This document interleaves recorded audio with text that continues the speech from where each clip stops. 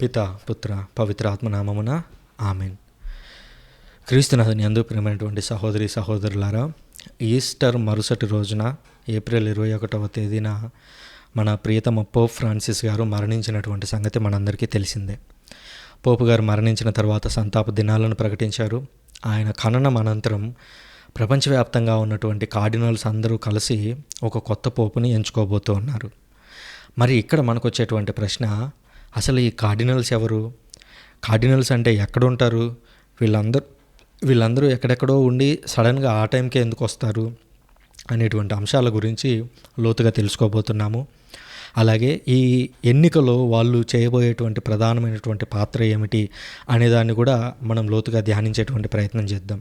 మొదటగా అసలు ఈ కార్డినల్స్ అనేటువంటి వారు ఎవరు అనంటే, ప్రపంచవ్యాప్తంగా ఉన్నటువంటి వివిధ పీఠాలలో అనగా డయాసిస్లలో, మేజర్ డయాసిస్లు కావచ్చు, ఆర్చ్ డయాసిస్లు అంటే పెద్దగా ఉన్నటువంటి మెట్రోపాలిటన్ నగరాలు, లేదా ఒకవేళ చిన్న మందే ఉన్నప్పటికీ ఆ ప్రాంతానికి విజిబుల్ హెడ్గా ఉన్నటువంటి బిషప్లు ఎవరైతే ఉంటారో అలాంటి వ్యక్తులని పోపు గారు ఐడెంటిఫై చేసి, ఈ ప్రాంతంలో ఈ వ్యక్తులకి ప్రతినిధిగా ఒక వ్యక్తిని నియమిస్తే బాగుంటుంది అని భావించి ఆ ప్రాంతంలో ఉన్నటువంటి ఒక బిషప్ గారునో లేదా కొన్నిసార్లు ఫాదర్లను కూడా కార్డినల్స్గా ప్రకటిస్తూ ఉంటారు.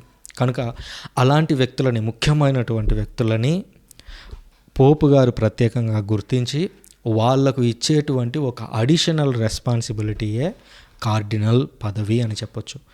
కార్డినల్ అనేటువంటి పదంలో కార్డినా అనేది మనకు కనిపిస్తూ ఉంటుంది. ఈ కార్డినా అనేటువంటి పదానికి అర్థం ఏమిటి అనంటే, మనము డోర్ వేసి తీస్తూ ఉన్నప్పుడు ఆ డోర్ని వేయడానికి దానికి ప్లస్ ఆ దారుబంధరానికి అనుసంధానంగా ఒక హింజ్ లాంటిది ఉంటుంది. అంటే ఒక ఐరన్ది కావచ్చు, లేదా ఏదైనా బలమైన మెటల్తో తయారు చేసింది కావచ్చు. పాత రోజుల్లో అయితే చెక్కతోనే ఒక చెక్కను తయారు చేసి దానికి డోర్ని ఒక రౌండ్ దాన్ని తయారు చేసి ఆ డోర్ని ఇలా పెట్టేవారు. దాన్ని అనగా తలుపులు తీసి మూసేదాన్ని ఏర్పాటు చేసేటువంటి ప్రక్రియ ఏదైతే ఉందో దాన్ని కార్డినా అని పిలుస్తూ ఉంటారు. దాని నుంచే కార్డినా అనేటువంటి పదం వచ్చింది. అంటే శ్రీ సభలోనికి ప్రజలను తీసుకొచ్చేవారు, లేదా పోపుకి ప్రజలకి మధ్య అనుసంధానకర్తలుగా ఉండేటువంటి వారిని కార్డినల్స్ అని పిలవచ్చు. వీళ్ళని క్యాథలిక్ చర్చ్లో ప్రిన్సెస్ అని చెప్పొచ్చు. అంటే క్యాథలిక్ చర్చిలో ప్రధానమైనటువంటి వ్యక్తులు, లేదా క్యాథలిక్ చర్చిలో రాజకుమారులు అంటే అధికారం రీత్యా అనట్లేదు నేను. అధికారం అంటే వాళ్ళ అధికారం చూపించి జులుం విధించడానికి అలాంటి అధికారం కాదు. బదులుగా దేవుని యొక్క రాజ్యంలో తొలుత ఉండి నడిపించినటువంటి వ్యక్తులుగా, లేదా ప్రధాన సేవకులు అని కూడా అనొచ్చు. సో అలాంటి వారిగా ఈ కార్డినల్స్ని చెప్పొచ్చు. వీళ్ళందరూ కూడా చర్చిలో సీనియర్ సభ్యులై ఉంటారు. ఉదాహరణకి మన తెలుగు రాష్ట్రాల్లో చూసినట్లయితే హైదరాబాద్ ఆర్చ్ డయాసిస్లో ఉన్నటువంటి పోల అంతోని గారిని మన పోప్ ఫ్రాన్సిస్ గారే కార్డినల్గా ప్రకటించారు. అలాగే మనం ఫిలిప్పీన్స్ అనేటువంటి దేశానికి వెళ్తే అక్కడ ఒక నాయకుడు ఉంటాడు. లేదా ఇంకొక గుర్తు తెలియని దేశం ఉంది, కానీ ఆ దేశంలో కొద్దిమందే క్రైస్తవులు ఉన్నారు. వాళ్ళ కోసం కూడా పోపు గారు కొంతమంది కార్డినల్స్ని ప్రకటించారు. అంటే దీని అర్థం ఏమిటి అని అంటే, ఈ చర్చ్ అనేది ప్రపంచవ్యాప్తంగా వెళ్ళింది. వాళ్ళు మెజారిటీ కావచ్చు, మైనారిటీలు కావచ్చు, వాళ్ళకు భాషాంతరాలు ఉండొచ్చు, లేదా ప్రపంచంలో ఎక్కడో మారుమూల ప్రాంతాల్లో ఉండొచ్చు. కానీ వాళ్ళందరినీ దగ్గర చేయడానికి, వాళ్ళందరినీ పోపు గారితో అనుసంధానం చేయడానికి దేవుడు ఏర్పాటు చేసినటువంటి ఒక వ్యవస్థ కార్డినల్ వ్యవస్థ అని చెప్పొచ్చు. ఈ కార్డినల్స్ చేసేటువంటి పని ఏమిటి అని అంటే, ఒక పోపు మరణించిన తర్వాత మరొక పోపుని ఎంచుకోవడంలో వీళ్ళే కీలక పాత్ర వహిస్తారు. ఇది కార్డినల్స్ చేసేటువంటి పని.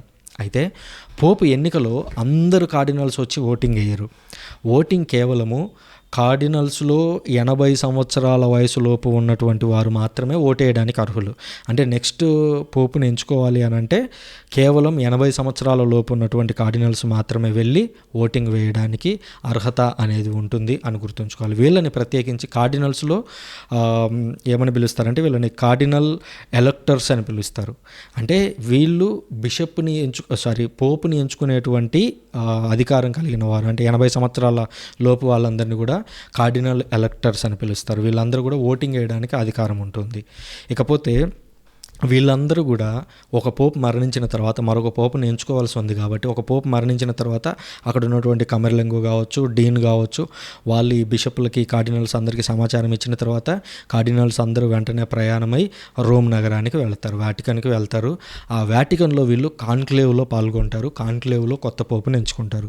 ఆ కాన్క్లేవ్లోకి వెళ్ళడానికి ముందుగా, అనగా ఓటింగ్ ప్రాసెస్లోకి వెళ్ళడానికి ముందుగా వీళ్ళు ఓత్ ఆఫ్ సీక్రెసీ అని ఒక ప్రమాణం చేయడము, అలాగే వారి యొక్క పాపాలను అక్కడ గురువులు ఉంటారు, ఫాదర్లు, ఆ ఫాదర్ల దగ్గరికి వెళ్ళి వాళ్ళ పాప సంకీర్తన చేయడము, అలాగే దేవుణ్ణి ప్రార్థించడం, మాకు ఒక మంచి పోపును ప్రసాదించు, మేము ఎంచుకోవడానికి మాకు సహాయపడు అని చెప్పి ఒక పోపుని ఎంచుకోవడంలో వాళ్ళందరూ తోడ్పడతారు.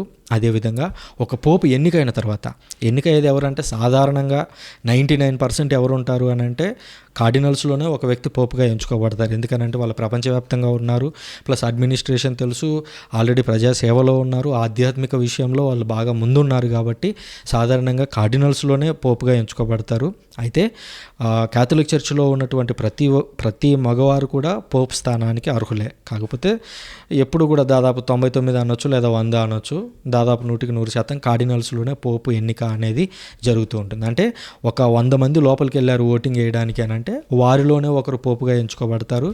వాళ్ళలో ఒకరు పోపుగా ఎంచుకోబడిన తర్వాత నువ్వు నాకంటే చిన్నోడివి, నాకంటే కొన్ని ఓట్లే ఎక్కువ వచ్చాయి, లేదా నాతో నువ్వు బాగా పోటీ పడ్డావు, ఇలాంటి రాజకీయాలు మాట్లాడుకునేటువంటిది కాదు చర్చ అనేది. కాబట్టి ప్రతి ఒక్కరు కూడా 100 మందిలో ఒక వ్యక్తి పోపుగా ఎంచుకోబడితే మిగిలిన 99 మంది ఆయనకి వయసుతో సంబంధం లేకుండా, ఎన్ని ఓట్లు వచ్చాయనే దాంతో సంబంధం లేకుండా, 2/3 మెజారిటీ అనేది ఎలాగుంటుంది, కానీ ఆ ఓటింగ్ ప్రక్రియలో స్టార్టింగ్లో ఎన్ని వచ్చాయి, చివరిలో ఎన్ని వచ్చాయి అనేటువంటి అంతరం వేరుగా ఉంటే అలాంటి అంతరం డిఫరెన్స్ లేకుండా ప్రతి ఒక్కరు కూడా ఆ నూతన పోప్కి లాయల్టీ ప్రకటిస్తారు. అంటే నేను మీ కింద పనిచేయడానికి సిద్ధంగా ఉన్నాను, ఇది ఆధ్యాత్మిక అధికారం అని గుర్తించి ఈ కార్డినల్స్ అందరూ కూడా ఆయన కింద పనిచేయడానికి సిద్ధమవుతారు.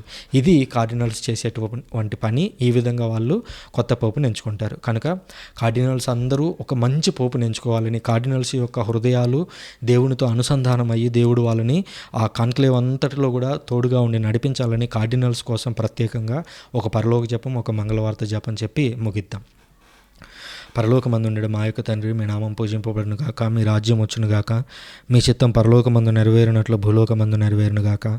నానాటికి కావలసిన మా అన్నం మాకు నేటికి ఇవ్వండి, మా యొద్ద అప్పుబడిన వారిని మేము మన్నించినట్లు మా అప్పులను మీరు మన్నించండి, మమ్ము శోధన యందు ప్రవేశింపనివ్వక ఆ కీడులో నుంచి మమ్మల్ని రక్షించండి. ఆమెన్. దేవవర ప్రసాదం చేత నిండిన మరియమ్మ వందనము, ఏలిన వారు మీతో ఉన్నారు, స్త్రీలలో ఆశీర్వదింపబడిన వారు మీరే, మీ గర్భఫలమగు యేసు ఆశీర్వదింపబడిన వారగునే. పరిశుద్ధ మరియమ్మ సర్వేశ్వరుని యొక్క మాత, పాపాత్ములమై ఉండెడు మా కొరకు ఇప్పుడును మా మరణ సమయమందును ప్రార్థించండి. ఆమెన్. పితా పుత్ర పవిత్ర ఆత్మ నామమున ఆమెన్.